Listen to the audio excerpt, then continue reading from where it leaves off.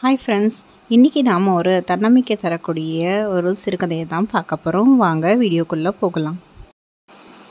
ஒரு ஊரில் ஒரு வியாபாரி இருந்தார். அந்த வியாபாரி தன்னோட வியாபார தேவைக்காக வெளியூருக்கு பயணம் பண்ணுறவராக இருந்தார். அதனால் அவர் தனக்கு ஒரு ஒட்டகம் பயணம் பண்ணுறதுக்கு உதவியாக இருக்கும் அப்படின்னு நினச்சார். அதனால் ஒரு ஒட்டகம் வாங்கணும் அப்படின்னும் நினச்சார்.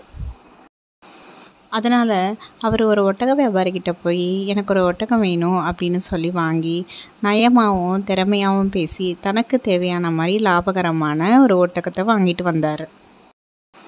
வியாபாரிக்கு ஒரே சந்தோஷம்.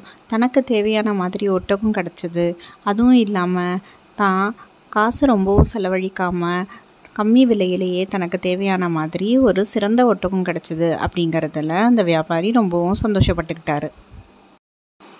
வீட்டுக்கு வந்ததும் அந்த வியாபாரி அந்த ஒட்டகத்தை ஒரு கூடாரத்தில் போய் கட்டி வைக்க சொல்லி தன்னோட வேலையாள்கிட்ட சொன்னார். அதை கட்டி வைக்கிறதுக்கு முன்னாடி அது மேலே இருக்க துணியை அவுத்துட்டு அதை கட்டி வைக்க சொன்னார். அந்த ஒட்டகத்து மேலே இருந்த சேனையை தானே அவுக்கிறதுக்கு அவர் ரொம்பவும் முயற்சி பண்ணார். ஆனால் அவரால் முடியல. அதனால் வேலையாளை கூப்பிட்டு நீயே இதை அவுத்துட்டு இதை கொட்டில் கட்டி வச்சுடு அப்படின்னு சொன்னார்.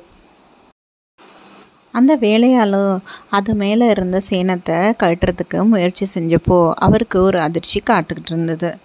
அவர் அந்த சேனத்தை கட்டும்போது அவருடைய கைக்கு ஒரு சின்ன சுருக்கு பை மாதிரி கிடச்சிது. அந்த ஒட்டகத்தோட சேனையில் அந்த சுருக்கு பை இருந்ததை கவனித்த அந்த வேலையாளும் ரொம்பவும் அதிர்ச்சி ஆயிட்டார். உடனே தன்னோட முதலாளியை கூப்பிட்டு இந்த மாதிரி விஷயம் அப்படிங்கிறதையும் சொன்னார். இதை பார்த்த அந்த வியாபாரி இதை உடனே யாருக்கு சேரணுமோ அவருக்கு கொண்டு போய் நம்ம சேர்த்துடணும் அப்படின்னு சொல்லிட்டு இந்த ஒட்டக வியாபாரிக்கிட்ட அதை எடுத்துகிட்டு போய் கொடுத்தாரு. ஒட்டக வியாபாரி ரொம்பவே சந்தோஷமாயிட்டார்.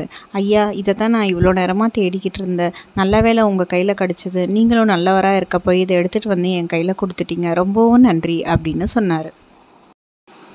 ஐயா, இதுக்குள்ளே என்ன இருக்குது தெரியுமா? ரொம்பவும் விலை உயர்ந்த நவரத்ன கற்களும் விலை உயர்ந்த வைரக்கற்களும் இதுக்குள்ளே இருக்குது.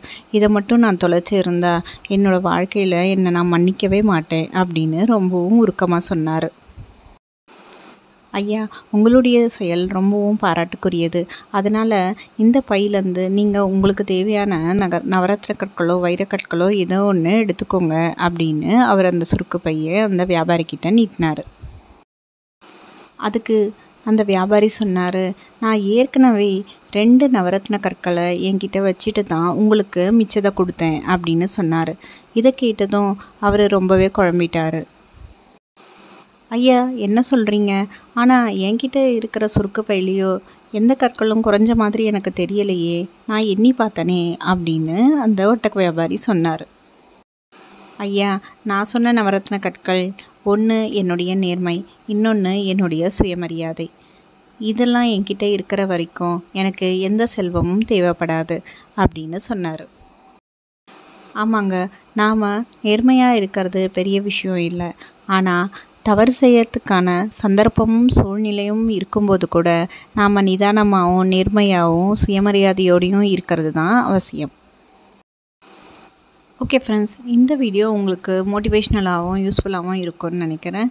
இந்த வீடியோ உங்களுக்கு பிடிச்சிருந்ததுன்னா லைக் பண்ணுங்கள், ஷேர் பண்ணுங்கள், கமெண்ட் பண்ணுங்கள், மறக்காமல் சப்ஸ்கிரைப் பண்ணுங்கள். பாய்.